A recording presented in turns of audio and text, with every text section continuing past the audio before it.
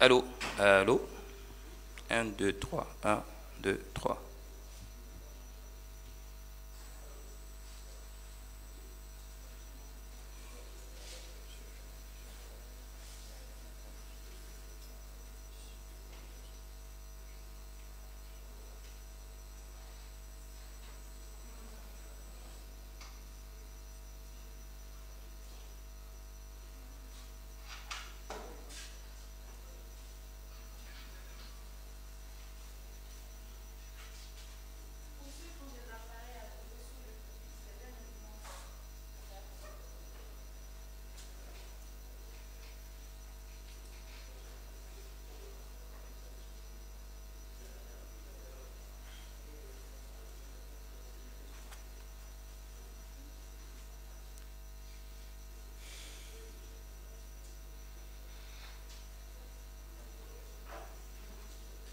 Comment? Il n'y a aucun souci.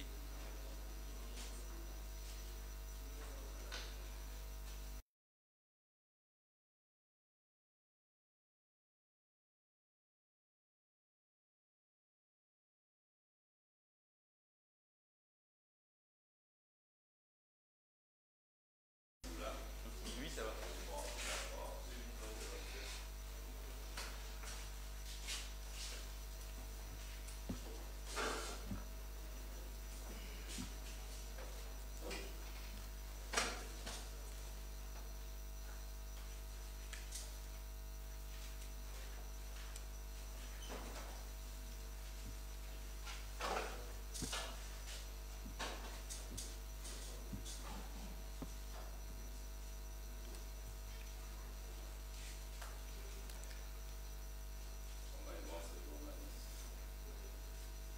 D'accord.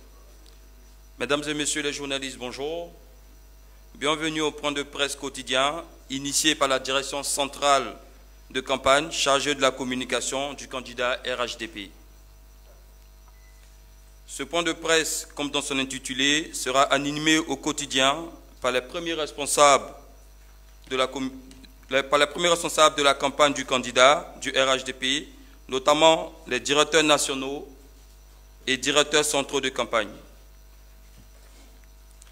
Comme l'a précisé hier le directeur central de campagne chargé de la communication, Monsieur le ministre Sidi Timoko Touré, cette tribune vise à créer un cadre d'échange avec les médias en vue de mettre en exergue le projet de société du candidat RHDP et combattre certaines rumeurs. Pour ce deuxième point de presse quotidien, nous recevons Monsieur le directeur exécutif du RHDP, directeur national de campagne associé, Monsieur le ministre Adama Bitogo, pour son propos liminaire sur l'état d'avancement de la campagne du candidat Alassane Ouattara avant la série des questions. Nous invitons dès à présent Monsieur le ministre au pupitre. Covid oblige. Absolument.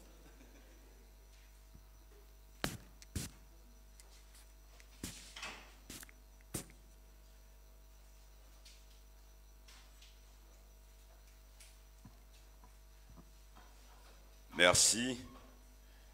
Merci, chers amis de la presse.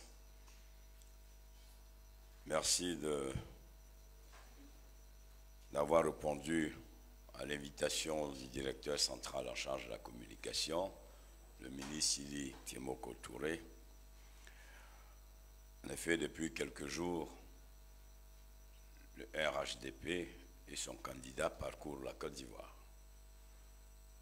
Vous avez pu noter avec nous que, après qu'on ait lancé le projet de société le 15 octobre à l'Hôtel Ivoire, projet de société qui épouse les attentes des Ivoiriens, projet présenté par le ministre d'État Hachi Patrick, notre candidat, son Excellence Alassane Ouattara, s'est donc rendu à Bouaké, où nous avons pu assister non seulement à une grande mobilisation, mais il a d'abord eu la rencontre avec 2000 chefs du centre, les chefs communautaires, les chefs religieux, mais il a aussi rencontré l'équipe de campagne de la région du Béquet, la région du Bélier, la région du Nzi, pour échanger avec eux et pouvoir donc s'accorder sur les feuilles de route qui leur ont été transmises le 14 octobre par le candidat. On peut donc noter pour cette première sortie que les Ivoiriens, dans leur grande majorité, en tout cas du centre, ont répondu plus que favorablement à son appel, parce que nous avons eu un meeting où il y avait plus de 300 000 personnes, à perte de vue. Je ne pourrais pas vous dire le nombre, mais de ma petite histoire d'homme politique de 30 années, je crois que depuis 1999, c'est l'une des plus grandes mobilisations que j'ai jamais connues. Qu'on aurait prêté d'ailleurs à l'opposition au stade de Félix Houphouët-Boigny s'ils en avaient besoin. C'était donc la première étape. La seconde, ça a été celle donc de la visite à Mans, qui a donc obéi au même format de rencontre donc de tous les chefs d'An, ouais, et ensuite à l'organisation, aux différentes directions régionales de campagne, du Cavali, du Guémont et du Tongui. Là aussi, force est de constater que la population, de façon spontanée, est sortie dans toute la ville de façon impressionnante. N'étant pas dans un endroit clos, il nous est difficile donc d'évaluer, mais on peut noter que la population est sortie de façon massive. Il a donc, demain il se rend à Bango, ensuite il se rendra à Daloa. Pendant que le président donc visite ces 4 grandes régions qui ont été donc choisies pour sa sortie pendant la période de campagne, les directeurs nationaux. Et en tant que directeur exécutif d'abord, en premier lieu, je suis donc dans une position où je visite toutes les régions. Mais en même temps, ma direction nationale est en charge de la mobilisation et de l'organisation. Sur la base donc de ces différentes missions conjuguées, je me suis rendu moi-même à San Pedro, avec donc le ministre Danro Paulin, qui est directeur central. On s'est rendu dans le Guémont, dans le Cavali, dans le Tongui, dans le Go, dans le Nzi, dans le Béquet, dans l'Anyebi, dans la Maraoué. Ce que nous avons pu noter dans chacune des sorties, là je viens d'arriver de l'Anyebi, où je suis allé faire une petite parade dans la ville. Ce qu'on peut noter, c'est que l'ensemble, la majorité des Ivoiriens ont soif d'aller aux élections. On peut même croire qu'il y a 2 Côte d'Ivoire. Il y a une Côte d'Ivoire très minoritaire à travers quelques localités bien ciblées qui crée une crise artificielle ou une tension artificielle. Et puis il y a celle qui veut aller aux élections parce que notre projet de société, notre candidat, le président Alassane Ouattara, a non seulement le meilleur profil, mais aussi son projet de société répond donc aux attentes des Ivoiriens. Donc voilà planté aujourd'hui l'animation de notre campagne, mais il faut aussi noter que tous les directeurs régionaux de campagne occupent l'espace. Toute la Côte d'Ivoire est en ébullition en ce moment, parce que le 31 octobre est une date constitutionnelle, c'est la date des élections, et le RHDP, conformément au sens de la responsabilité et à son engagement politique, s'est donc organisé, et nous sommes en ordre de bataille pour donc aller aux élections le 31 octobre. Je voudrais donc sur ce vous passer la parole pour d'éventuelles questions. Je ne sais pas si c'est la démarche. Ah d'accord. Pour la série des questions. Ah ben je vous laisse. Voilà, merci Monsieur le ministre. Alors pour la série des questions, nous en choisirons 5 au fur et à mesure des 45 minutes qui nous sommes alloués. Pour la commodité des échanges, mesdames et messieurs les journalistes, votre nom, votre organe avant chaque question. Je vous remercie.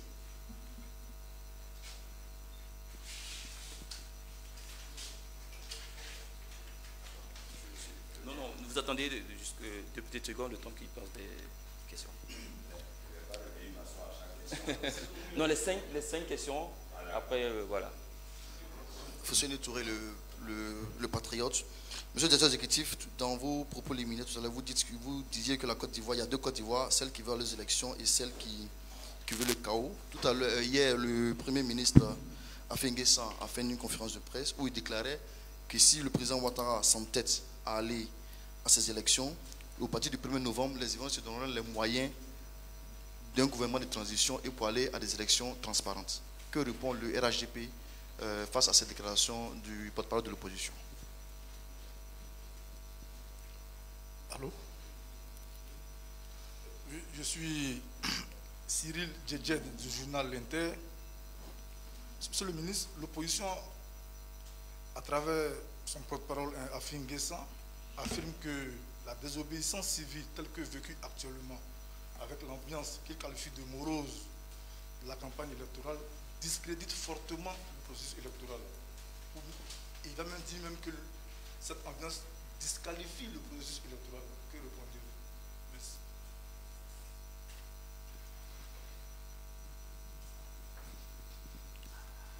Je suis Ibrahim Sekou Kone, ISK, du journal en ligne lebanco.net. Monsieur le directeur exécutif, les populations de la ville de Dabou sont très inquiètes depuis 3 jours. Il y a une sorte d'insurrection à Dabou. Que fait la direction exécutive du RHDP et que fait la direction de campagne de cette ville pour endiguer cette insurrection? Merci. Une 4e question. Pas de questions? Ok, nous allons aller sur les 3 premières questions. Nous invitons le ministre au micro pour pouvoir répondre à ces différentes questions. Merci, monsieur le ministre.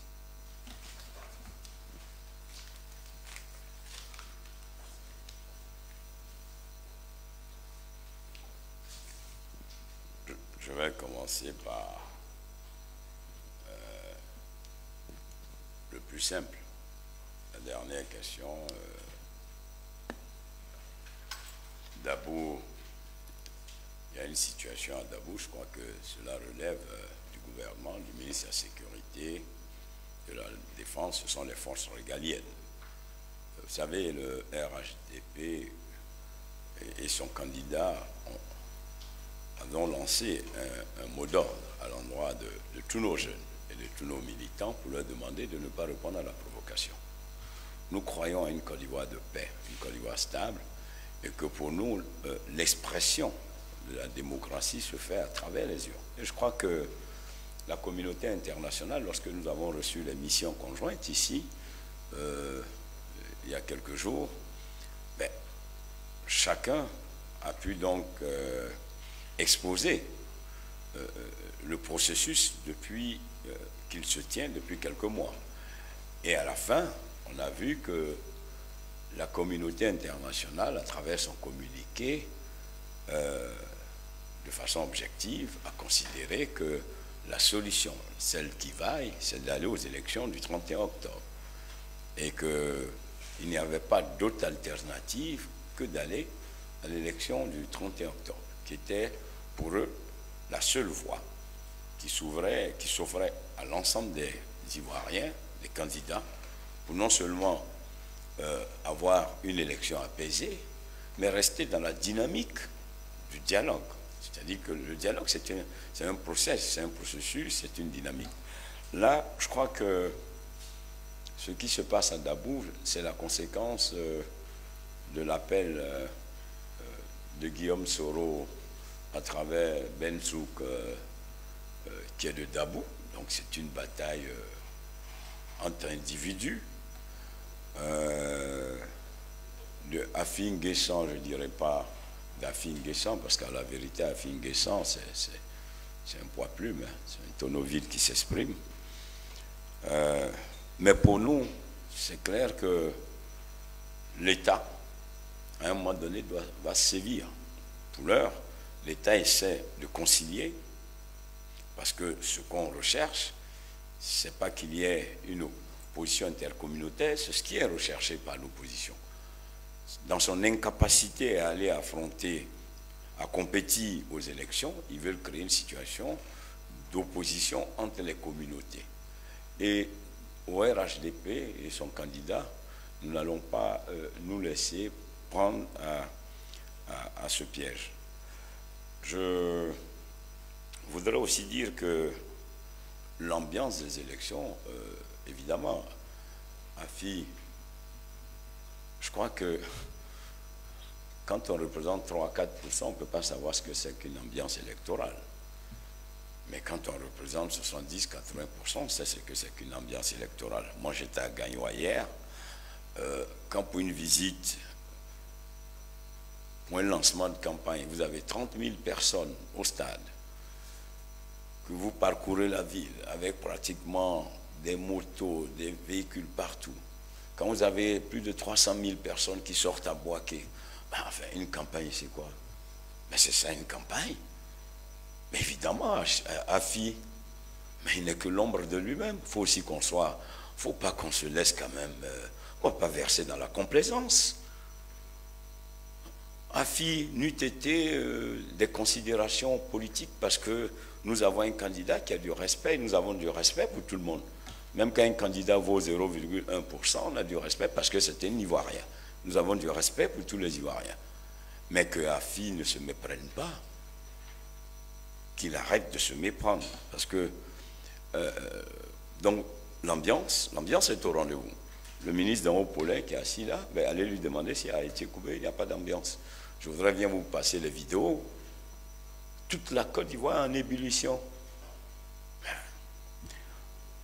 De la position du sieur Afi Nguessan relativement à une projection de créer, de mettre en place un gouvernement parallèle si les élections venaient à se tenir. Vraiment, vous voulez que je réponde à cela?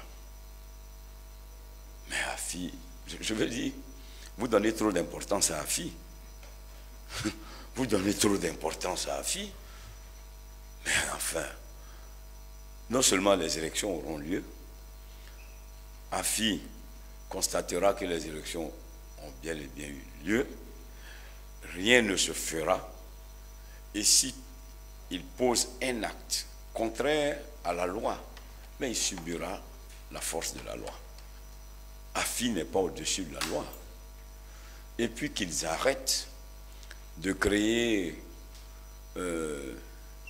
de donner l'impression qu'il y a une tension, mais ils sont dans des pratiques qui s'apparentent, le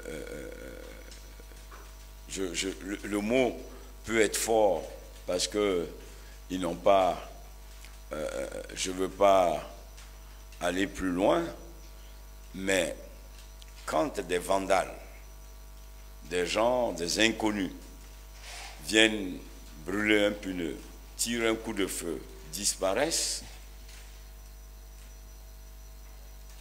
c'est du terrorisme. Et je voudrais interpeller aussi le sieur Mabry lorsqu'il a traité l'État d'un État voyou. Mais s'il y a quelqu'un qui a tous les ingrédients d'un homme voyou, c'est bien lui. D'abord par la gestion de son ministère et par la gestion lui-même de ses engagements. Donc je veux dire, il faut qu'on se préserve, qu'on aborde, qu'on rassure. Les Ivoiriens ont besoin d'être rassurés. Les Ivoiriens ont besoin de paix, de stabilité. Pour notre part, nous n'allons pas verser dans la provocation. Cette violence verbale qui a commencé avec Madame Simone sur France 24 et qui se poursuit aujourd'hui par Afi et qui s'est poursuivi par le sieur Tano, mais si vous regardez bien, mais c'est c'est tous les tonneaux vides, tous les poids plumes, tous ceux qui, à la vérité, n'ont aucune influence sur la vie politique de la Côte d'Ivoire qui s'exprime.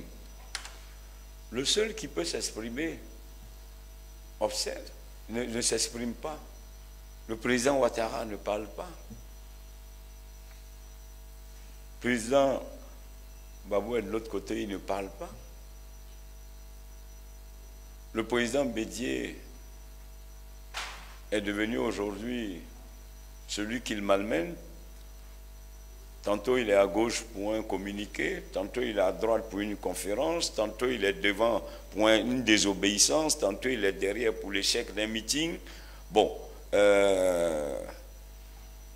honnêtement, on assiste à un cirque. Et nous, on est des responsables. Ce qui nous intéresse, c'est l'élection du 31 octobre, c'est la victoire de notre candidat.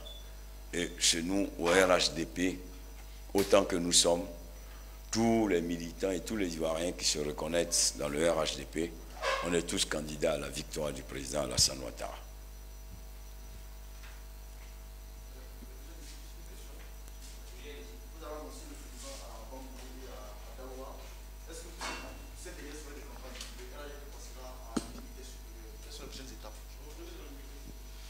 Vous annonciez le président à Bangourou demain et à Daloa.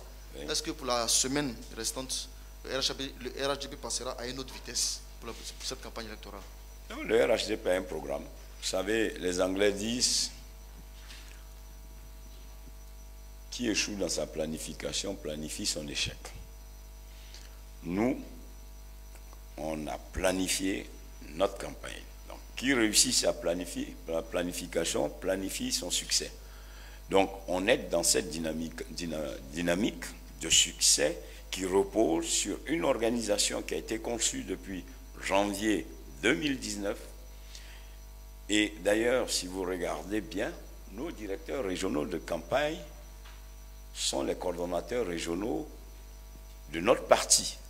Ils se sont mués de coordonnateurs régionaux à directeurs régionaux de campagne. Donc, c'est dire que dans la mise en place, dans la conception, dans la démarche de la mise en place de notre parti, nous avons déjà, dès le départ,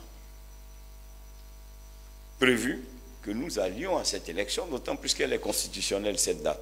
Donc, l'architecture a été conçue en prévision d'eux. Donc, la dernière semaine, pour nous, elle sera comme la première semaine. On a ouvert la campagne avec plus de 300 000 personnes dans les différents meetings. Ben, on continue, on est dans une dynamique. Mais ce que nous disons, en matière d'élection, pas que de l'élection, nous ne voulons pas nous installer dans une autosatisfaction. Ce n'est pas notre ADN. Nous sommes de l'école de l'ambition renouvelée. Donc, on considère que les Ivoiriens, même quand ils sont satisfaits, nous devons encore aller plus loin. Et évidemment, dans cette dernière semaine, nous allons aller encore beaucoup plus loin en nous rapprochant encore plus des Ivoiriens. Parce qu'aujourd'hui, ce qui compte pour nous, c'est le peuple de Côte d'Ivoire. Et notre partenaire principal, c'est le peuple de Côte d'Ivoire. Parce que pour nous, le RHDP, c'est bâtir et servir notre pays. Et c'est ça notre ADN.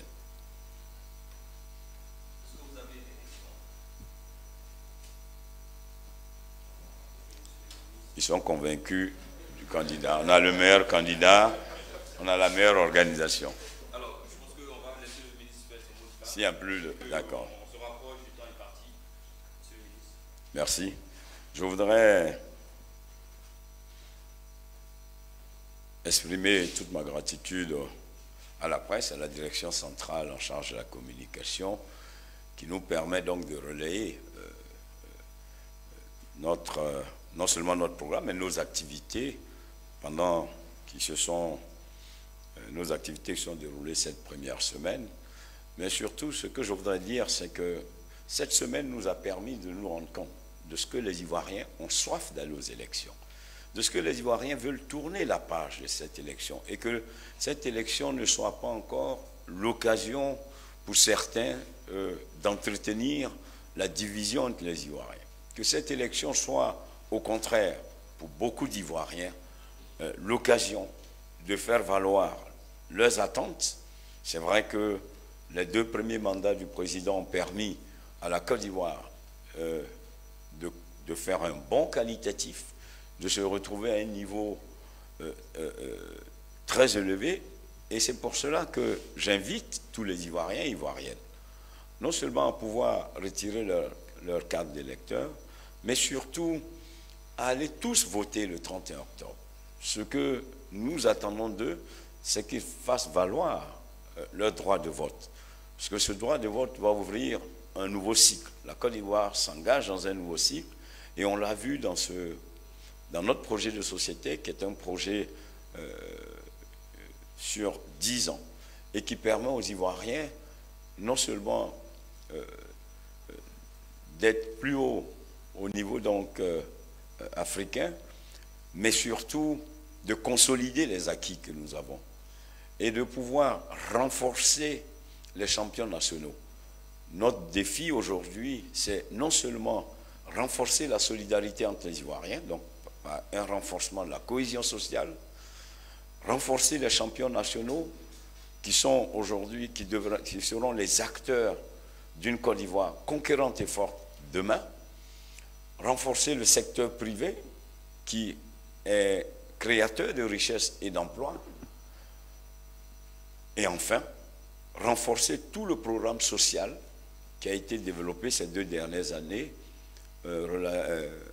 en ce qui concerne la santé, l'école, l'enseignement professionnel, et puis l'économie numérique, qui aujourd'hui, avec cette pandémie, montre clairement que de plus en plus, la digitalisation va prendre tout son sens. Donc, nous avons des leviers qui sont importants pour notre pays. Mais le premier levier, le plus important, c'est la solidarité de tous les Ivoiriens. Aller au-delà de nos appartenances politiques pour faire valoir la nation ivoirienne. Et la construction de cette nation est le premier défi de notre candidat qui, depuis 10 ans, s'attelle à ce que la Côte d'Ivoire renforce chaque jour sa cohésion. Et ce mandat nouveau que nous souhaitons le 31 octobre, c'est justement pour renforcer cette cohésion sociale, socle de tout développement durable, et renforcer les institutions, socle de développement durable. Chers Ivoiriens, chères Ivoiriennes, la Côte d'Ivoire nouvelle, la Côte d'Ivoire conquérante, la Côte d'Ivoire solidaire, la Côte d'Ivoire forte repose sur votre engagement du 31 octobre.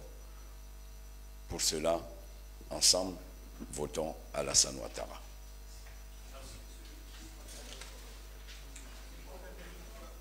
Nous disons merci à Monsieur le ministre. Sur ce, nous mettons fin à ce deuxième point de presse.